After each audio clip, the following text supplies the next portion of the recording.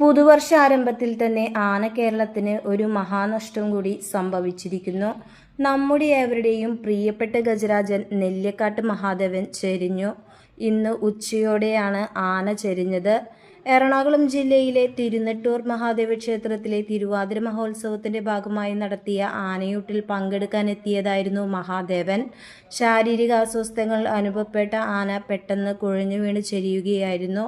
ജീവൻ രക്ഷിക്കാൻ വെറ്റിനറി ഡോക്ടറുടെ നേതൃത്വത്തിൽ പരമാവധി ശ്രമിച്ചെങ്കിലും സാധിച്ചില്ല.